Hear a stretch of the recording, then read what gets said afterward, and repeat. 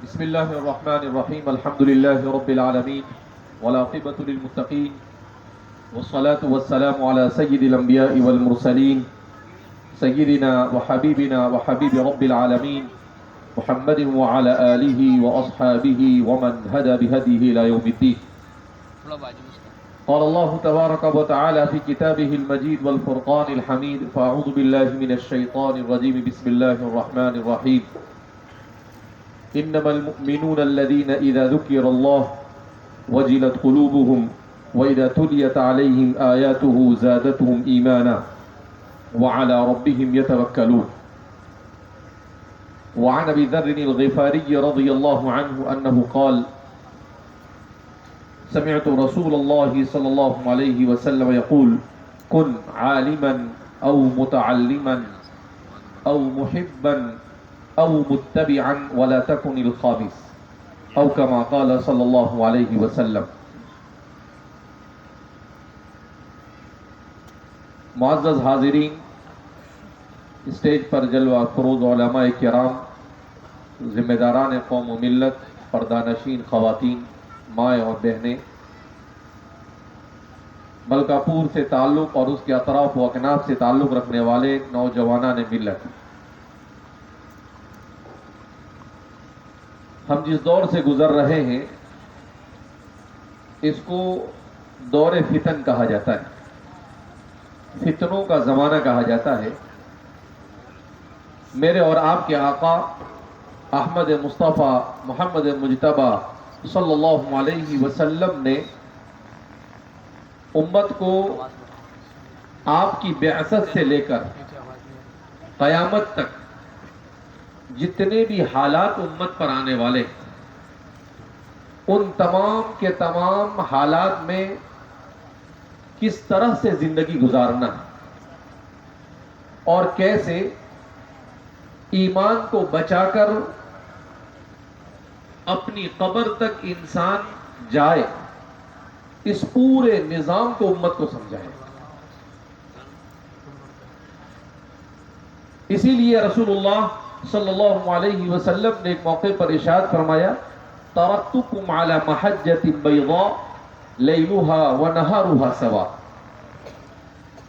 کہ میری امت، میں نے تمہیں راہ روشن پر چھوڑا، ایک ایسے راستے پر چھوڑا جو راستہ بالکل واضح ہے، جس میں کسی قسم کی کوئی پیچیدگی نہیں ہے. وہ راستہ ایسا راستہ ہے جو سیدھا اللہ کی رضامندی تک اور جنت تک انسان کو پہنچاتا ہے اور انسان کے مقصد حیات سے انسان کو واقف کرتا ہے. جیسے قرآن کریم نے اور احادیث مبارکہ میں صراط مستقیم سے موسوم کیا، بالکل سیدھا راستہ. صراط کے معنی عربی زبان کے اندر میں آتے ہیں راستے کے، اور مستقیم کے معنی آتے ہیں سیدھا. تو الصراط المستقیم کے معنی ہے بالکل سیدھا راستہ. ہم نماز پڑھتے ہیں تو ہر نماز میں سورہ فاتحہ کی تلاوت کرتے ہیں، اور سورہ فاتحہ میں اللہ رب العزت نے جو دعا سکھائی ان میں سب سے اہم ترین دعا کیا ہے؟ اہدینا الصراط المستقیم. اے اللہ تو ہمیں صراط مستقیم کی ہدایت عطا فرما. وہی صراط مستقیم رسول اللہ صلی اللہ علیہ وسلم ہمیں بتا کر گئے. آج جس دور سے ہم گزر رہے ہیں یہ مادی اعتبار سے ترقی کا دور ہے. اس دور میں دنیا میں انسان کے لیے بڑی سہولتیں مہیا ہو گئی. انسان بہت آسانی کے ساتھ ایک جگہ سے دوسری جگہ پر منتقل ہوتا ہے. ہم صبح میں 11:15 ساڑھے 11 بجے اٹکل کنواں سے نکلے.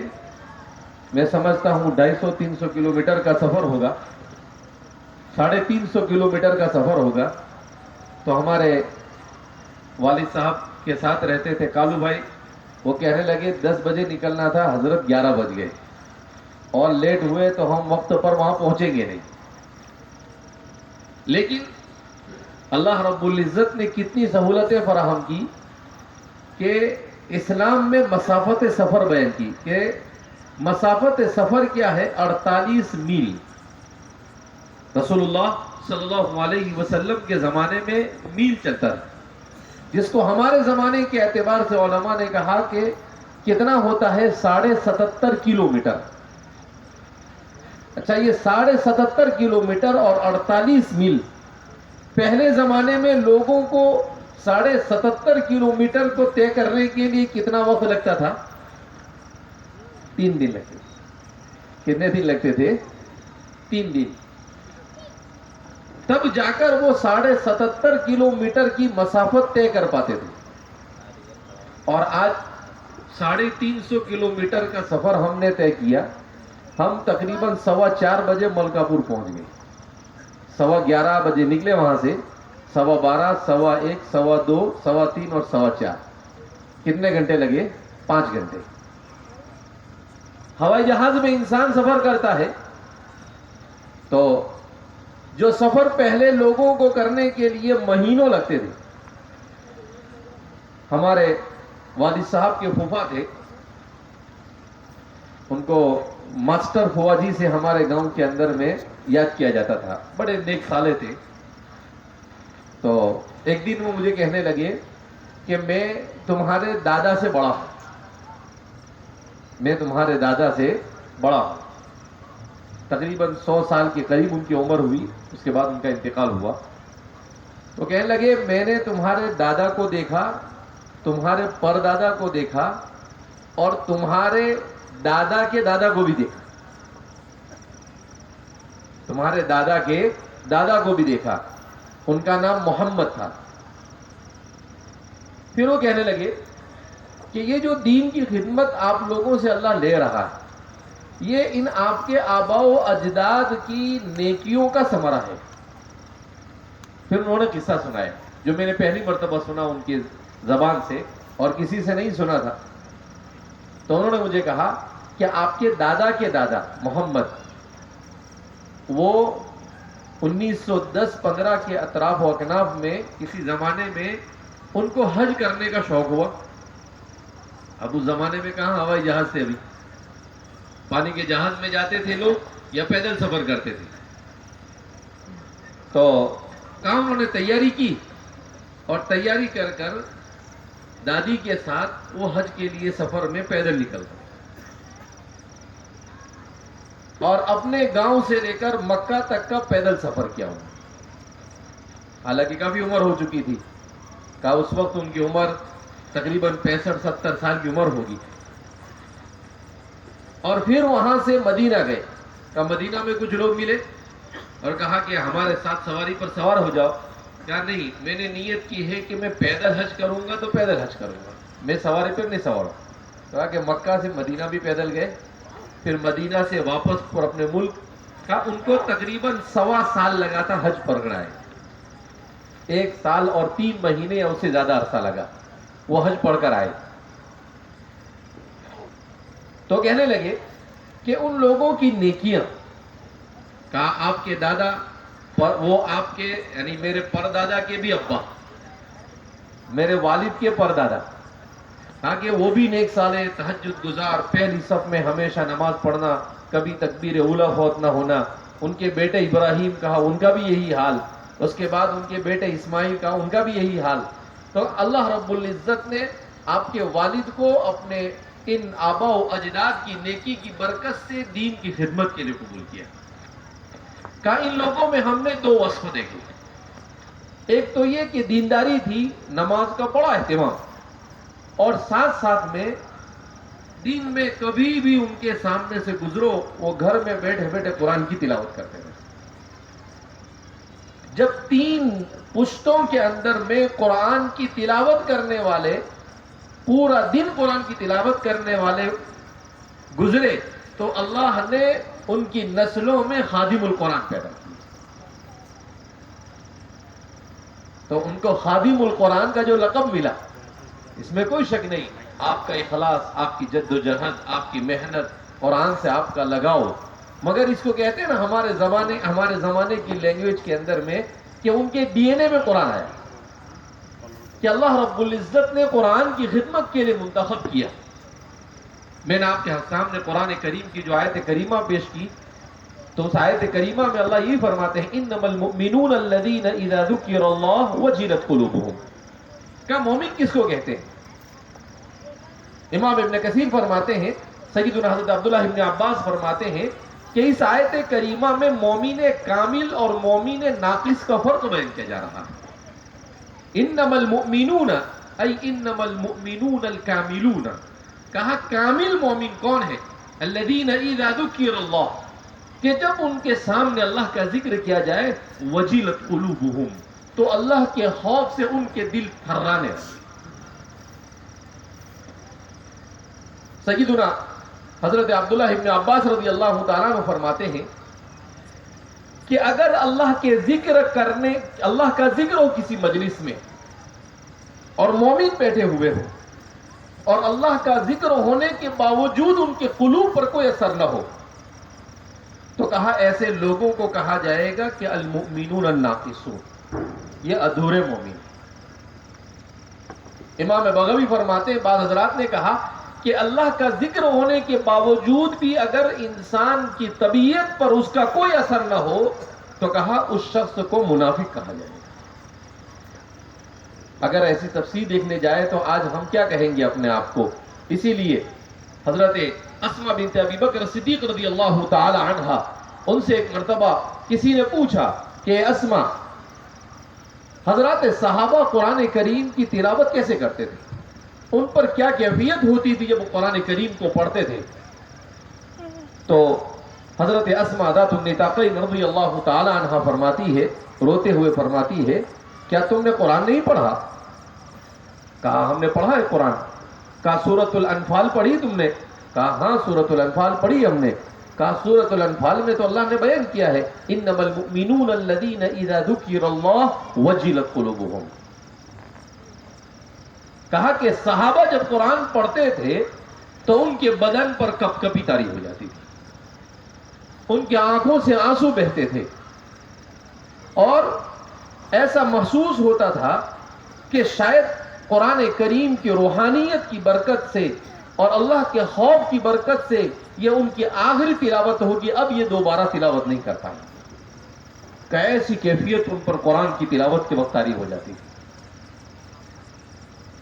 کہا ہم نے ان کو دیکھا قرآن کو پڑھتے ہوئے اور ہم تمہیں دیکھ رہے ہیں قرآن کو پڑھتے ہوئے کہ قرآن یا تو پڑھتے نہیں اور اگر پڑھتے بھی ہو تو تم پر قرآن کا کوئی اثر نہیں ہوتا ہے.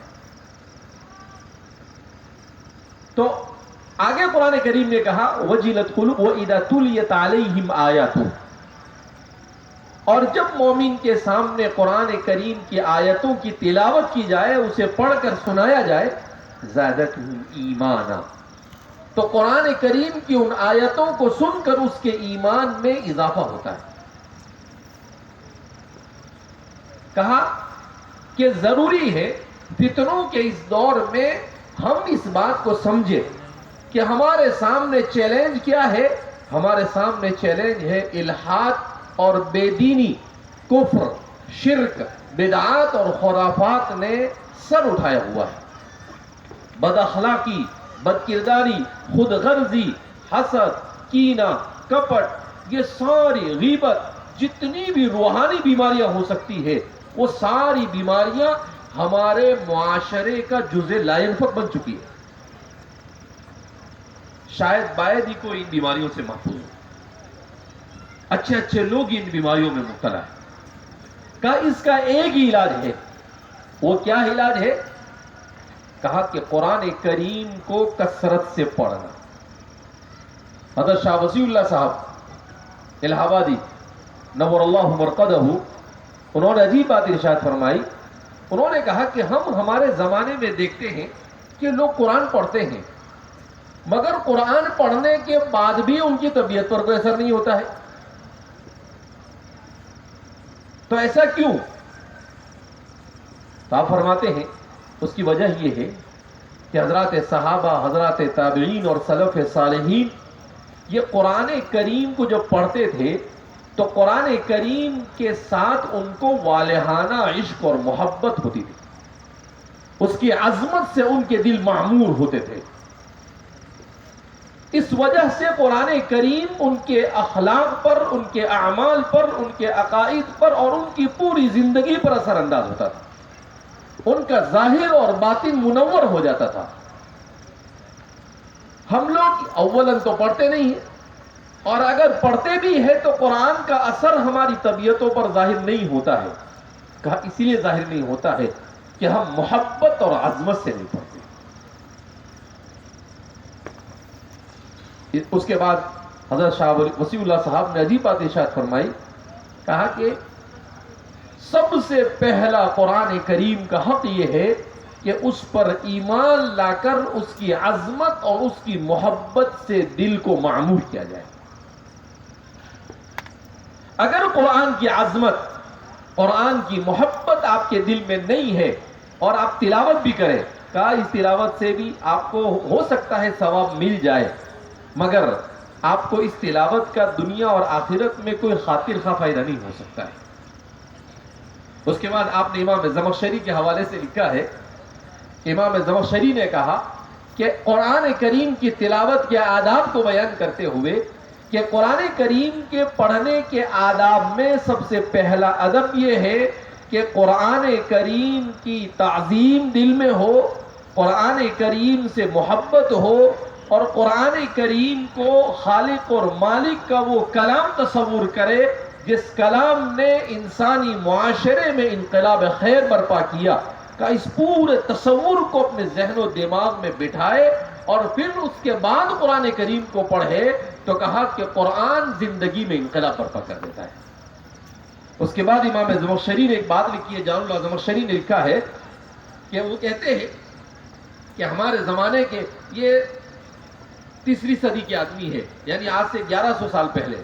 وہ کہہ رہے ہیں کہ ہمارے زمانے میں لوگ قرآن کریم کی تعظیم کس کو سمجھتے ہیں؟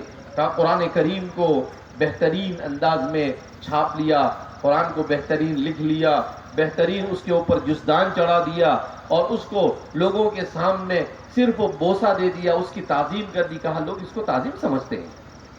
کہا نہیں. کہا ایسے تو یہود و نصارہ کو ہم دیکھ رہے ہیں کہ وہ ان کی اپنی کتابوں کو سونے اور چاندی میں لکھتے ہیں، اس کی تعظیم کرتے ہیں، مگر اس پر عمل نہیں ان کی زندگی میں، نہ اس کی تلاوت وہاں ان کے یہاں صحیح ڈھنگ سے ہوتی ہے. تو یہ صرف ظاہری تعظیم ہے، حقیقت میں اس کو تعظیم نہیں کہا. اس تعظیم کا کوئی فائدہ نہیں. کیوں؟ وہ اس کے حلال کو حلال نہیں کرتے، اس کے حرام کو حرام نہیں کرتے. تو ظاہر سی بات ہے کہ اللہ رب العزت نے صرف دکھاوے کے لیے، تعظیم کے لیے اس کتاب کو نہیں بھیجا ہے، بلکہ اس کتاب کو انسانی معاشرے میں انقلاب برپا کرنے کے لیے بھیجا ہے. لہذا فرماتے ہیں کہ اس کو عظمت کے ساتھ، محبت کے ساتھ، اس کتاب کے ساتھ تعلق کو قائم کیا جائے.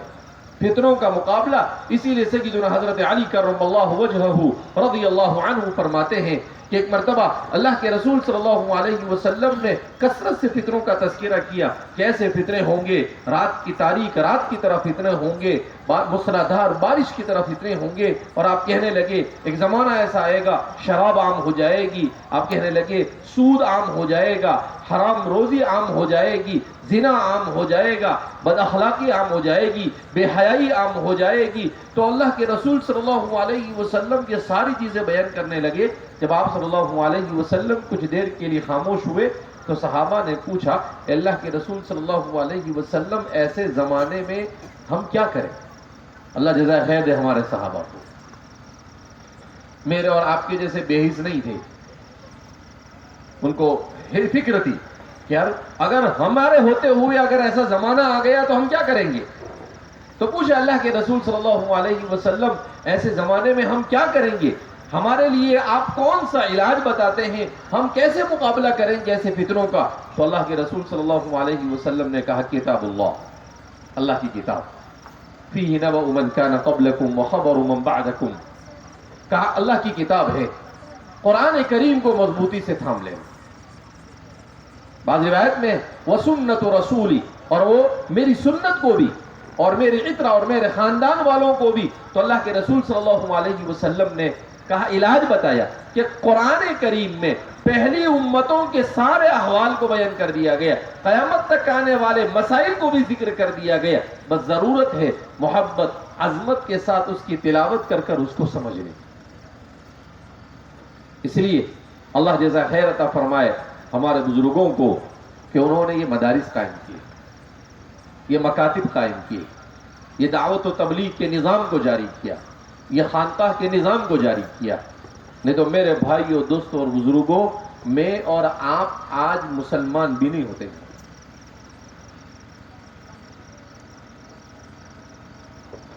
دنیا کے ملکوں کا سفر کیا ہم نے دیکھا ہے، جہاں مدارس نہیں وہاں پر دین نہیں.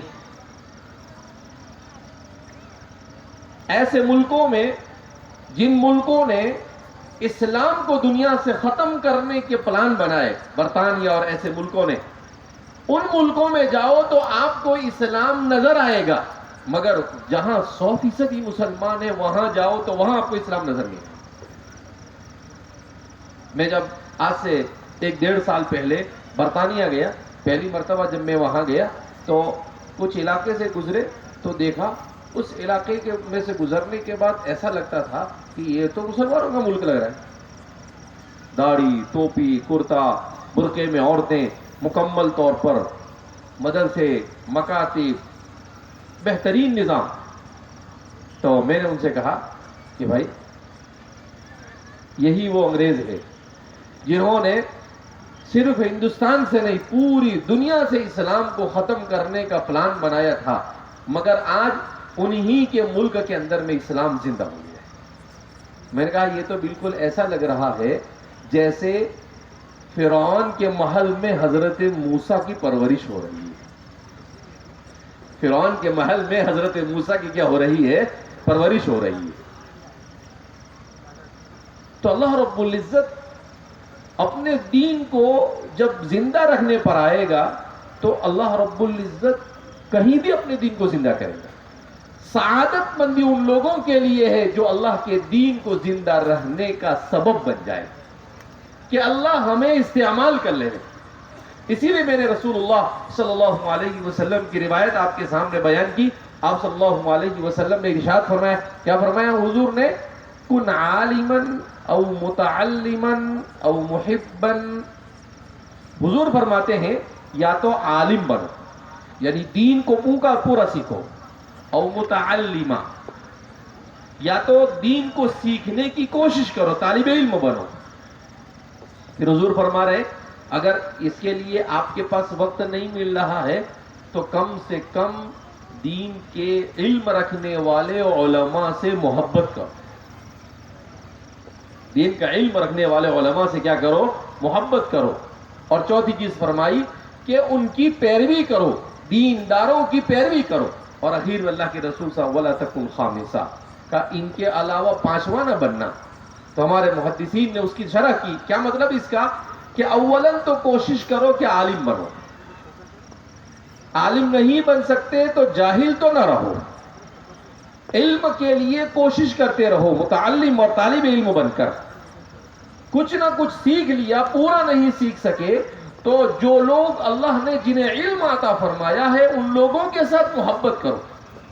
اسی لیے حضرت مولانا شیخ الاسلام حضرت مولانا حسین احمد مدنی نور اللہ مرقدہ فرمایا کرتے تھے جو لوگ علماء سے محبت کرتے ہیں، مدارس سے محبت کرتے ہیں، دین کے کاموں سے محبت کرتے ہیں، اللہ ان کی نسلوں میں دین کو زندہ رکھتا ہے اور علماء اور داعی پیدا فرماتے ہیں. اور جو لوگ علماء سے بغض رکھتے ہیں، علماء سے عداوت اور دشمنی کرتے ہیں، مدرسوں سے عداوت اور دشمنی کرتے ہیں، دین کے کاموں کے ساتھ عداوت اور دشمنی کرتے ہیں، تو فرماتے ہیں کہ ان کا بھی ایمان خطرے میں ہے اور ان کی نسلوں کا بھی ایمان خطرے میں ہے. تو یہ ہمارے لیے، اسی لیے کسی نے پوچھا ایک مرتبہ کہ ہم دیکھتے ہیں کچھ لوگوں کو کہ وہ علماء سے بیر رکھتے ہیں، کہا اس کی کیا وجہ، ایسا کیوں؟ تو کہا کہ یہ ان کے گناہوں کی سزا ہے. ایک بزرگ نے کہا کہ ان کے گناہوں کی سزا ہے. کہ جب انسان گناہ پر گناہ کرتا چلا جاتا ہے تو اول پہلی سزا اللہ کی طرف سے یہ ہوتی ہے کہ اللہ رب العزت اس سے توفیق کو چھین لیتا ہے. اس کو نماز پڑھنے کی توفیق نہیں ہوتی, اس کو قرآن کی تلاوت کی توفیق نہیں ہوتی ہے, اس کو ذکر اللہ کی توفیق نہیں ہوتی ہے, اس کو دین کی مجلسوں میں بیٹھنے کی توفیق نہیں ہوتی ہے. تو وہ سب سے پہلے اللہ اسے توفیق چھین لیتا ہے. اس کے بعد بھی وہ توبہ نہیں کرتا اور اس کا احساس اسے نہیں ہوتا ہے کہ میں غلط کر رہا ہوں, تو پھر اللہ کی طرف سے توبہ, اس کی توبہ نہ کرنے کے لیے سزا کا سیکنڈ اسٹیپ آتا ہے, دوسرے اسٹیج میں وہ داخل ہوتا ہے. تو کیا ہوتا ہے؟ تو کہا کہ پھر وہ دین کے کاموں سے اور دین کا کام کرنے والوں سے نفرت, عداوت اور دشمنی کرنے لگ جاتا ہے. اور پھر اس کے بعد کہا کہ وہ اسی طریقے سے باقی رہتا ہے اور توبہ نہیں کرتا ہے. تو فرماتے ہیں کہ پھر سمجھ لیجئے کہ اس کا خاتمہ ایمان پر نہیں ہونے والا ہے. اسی لیے کہتے ہیں کہ ایک بزرگ سے کسی نے کہا کہ میں تو بہت گناہ کرتا ہوں لیکن مجھے تو روزی بھی خوب ملتی ہے, میرا تو دنیا کا کوئی نقصان ہی نہیں ہو رہا ہے. تو بزرگ نے کہا اچھا آپ کیا سمجھ رہے ہو کہ گناہ اللہ کی نافرمانی کرنے کے بعد بھی کچھ نہیں ہو رہا ہے؟ تو انہوں نے فوراً سوال کیا کہ آپ کتنی نماز پڑھی آج آپ نے؟ تو اس نے کہا کوئی نماز نہیں پڑھی. کہا دنیا میں سب سے بڑی سزا بندے کو یہ ہے کہ اللہ اسے اپنے سامنے سجدہ کرنے سے محروم کر دیتا ہے. کہا یہ گناہ کی سب سے بڑی سزا ہے. تم یہ سمجھتے ہو سزا نہیں؟ کہا یہ سب سے بڑی سزا ہے کہ اللہ رب العزت یہ نہیں چاہتا ہے کہ آپ اس کے سامنے سجدہ کرو, اللہ کو پسند ہی نہیں آپ کو. کہا اللہ آپ سے محبت نہیں کرتا ہے, اسی لیے کہا کہ اللہ آپ سے محبت کر رہا ہے. اسے اگر آپ زمین پر بیٹھے بیٹھے دیکھنا چاہو تو یہ دیکھو کہ اللہ آپ کو عبادت کی, ریاضت کی اور دین کی خدمت اور اس کی اطاعت, اس کی عبادت کی توفیق دے رہا ہے یا نہیں. آپ کو اگر توفیق مل رہی ہے اس کا مطلب ہے کہ اللہ راضی, اور اگر آپ پر توفیق کے دروازے بند ہو چکے ہیں تو کہا یہیں سے آپ کا فیصلہ ہو چکا ہے کہ آپ آخرت کی زندگی کے اندر میں ناکام ہو چکے ہیں. اس لیے انسان کو مطمئن نہیں رہنا چاہیے, انسان کو یہ نہیں سمجھنا چاہیے کہ کچھ نہیں ہوتا ہے. کیوں کچھ نہیں ہوتا ہے؟ یہاں بھی بہت کچھ ہوتا ہے اور مرنے کے بعد تو اور بھی کچھ ہوگا. اللہ کا نظام ہے جزاء سیئۃ سیئۃ مثلھا, برائی کا انجام برائی ہوتا ہے, برائی کا انجام کبھی اچھا نہیں ہو سکتا ہے. کیا آپ کانٹے کا درخت لگاؤ تو اس کے اوپر آم لگیں گے؟ کانٹے کا درخت کیا اگائے گا؟ کانٹے ہی اگائے گا, وہاں پر کوئی پھل نہیں اگے گا. لہذا اس بنا پر انسان جیسا بوتا ہے ویسا ہی دنیا میں بھی پاتا ہے اور مرنے کے بعد بھی پائے گا. اس لیے میرے عزیزوں, میرے دوستوں اور بزرگوں اور ماں بہنوں, یہ بڑا سنگین مسئلہ ہے کہ ہم لوگ دین سے اپنے تعلق کو کمزور کرتے جا رہے ہیں. ہم کیا سمجھ رہے ہیں کہ دنیا ہی سب کچھ ہے. ہم نے اپنی اولاد کے لیے کامیابی کیا سمجھی؟ اگر ہم نے اپنے بچے کو ڈاکٹر بنا دیا, اگر ہم نے اپنے بچے کو تاجر بنا دیا, اگر ہم نے اپنے بچے کو 2 پیسے بنانے والا بنا دیا تو ہم کیا سمجھتے ہم کامیاب ہو گئے. نہیں, یہ کامیابی نہیں ہے. کامیابی یہ ہے کہ آپ کا بچہ دیندار ہونا چاہیے.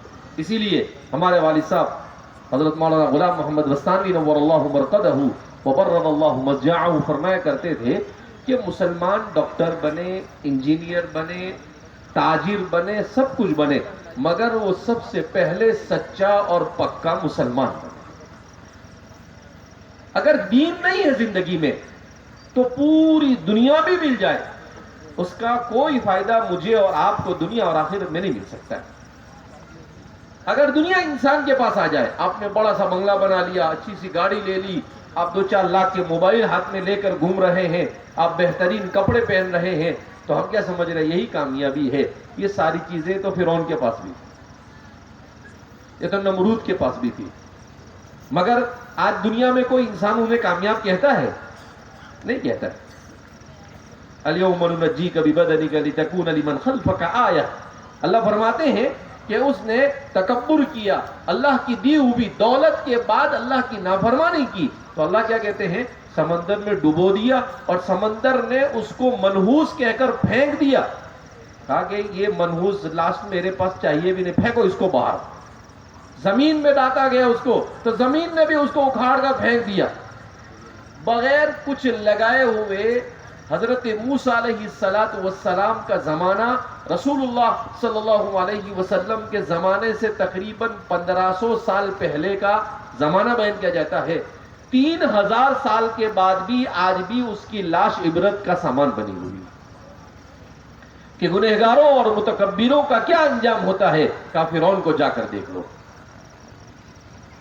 تو اس لیے کامیابی کس میں ہے؟ کامیابی صرف اور صرف دین میں, اس راستے میں جو مجھے اور آپ کو رسول اللہ صلی اللہ علیہ وسلم نے بتلایا. آج ہماری عورتوں میں بھی دین نہیں باقی رہا. ہماری عورتیں بھی کپڑا شاپنگ کرنا, جواہرات کو شاپنگ کرنا اور بازاروں میں گھومنا, انہی چیزوں کو ہم نے زندگی کا مقصد سمجھ لیا ہے. یہ زندگی کا مقصد نہیں, یہ امتحان گاہ ہے. یہاں پر ہر ایک کا امتحان ہو رہا ہے. اللہ دولت دے کر بھی امتحان لیتا ہے, اور اللہ فقیری دے کر بھی امتحان لیتا ہے. اللہ حسن دے کر بھی امتحان لیتا ہے, اور اللہ بدصورتی دے کر بھی امتحان لیتا ہے. اللہ رب العزت طاقت دے کر بھی امتحان لیتا ہے, اور اللہ رب العزت کمزور رکھ کر بھی امتحان لیتا ہے. ہر حال میں ہر انسان یہاں ولادت سے لے کر موت تک امتحان سے گزر رہا ہے. اب اس امتحان میں کامیاب کون ہے؟ کامیاب وہ ہے جو اس راستے پر چلے جس راستے پر مجھے اور آپ کو کون چھوڑ کر گئے؟ میرا اور آپ کے آقا احمد مصطفیٰ محمد مجتبی صلی اللہ علیہ وسلم چھوڑ کر گئے. ہمارے آقا ہمیں اس راستے پر نہیں چھوڑ کے گئے جس راستے پر لوگ اپنی مفاد پرستی کو تلاش کرتے ہیں. میرا فائدہ, میرا دنیا کا فائدہ نہیں. میرا اور آپ کے آقا صلی اللہ علیہ وسلم کے اخلاق تو ایسے بلند تھے, اللہ اکبر. قرآن کریم نے خود اعلان کر دیا, انک لعلی خلق عظیم. اے محمد عربی صلی اللہ علیہ وسلم, آپ تو بہت بلند اخلاق کے مالک. رسول اللہ صلی اللہ علیہ وسلم نے جب حجۃ الوداع کے موقع پر سود کی حرمت کا اعلان کیا, ان اموالکم حرام, کہ تمہارا مال تمہارے اوپر حرام ہے, کا حرمت یومکم ھذا فی مقامکم ھذا فی شہرکم ھذا. حضور نے فرمایا ان اموالکم و دماءکم و اعراضکم, کہ اے مسلمانوں, حضور صلی اللہ علیہ وسلم کے سامنے کتنے لوگ بیٹھے ہوئے تھے؟ 1,24,000 انسان بیٹھے ہوئے تھے. سمندر, انسانوں کا ٹھاٹھے مارتا ہوا سمندر. اس زمانے میں 25-50 آدمی کا جمع ہو جانا بڑا مجمع ہوتا تھا, اور اللہ کے رسول کے سامنے 1,24,000 نفوس قدسیہ حضرات صحابہ بیٹھے ہیں. حضور بغیر مائک کے بیان کر رہے تھے. حضرات صحابہ فرماتے تھے کہ حضور کا معجزہ تھا کہ جو حضور صلی اللہ علیہ وسلم کے قریب بیٹھ کر جیسی آواز آتی تھی, مجلس میں سب سے اخیر میں 1,24,000 انسانوں میں بالکل پیچھے بیٹھا ہوا ہوتا تھا, اس کو بھی ویسی ہی آواز پہنچتی. ان اللہ علی کل شیء قدیر. اللہ کو مائک کی ضرورت نہیں. اس موقع پر اللہ کے رسول صلی اللہ علیہ وسلم نے کہا, اے مسلمانوں, کان کھول کر سن لو, ان تمہارا مال, تمہاری جانیں اور تمہاری عزتیں تمہارے اوپر حرام ہے. کہا کیسے؟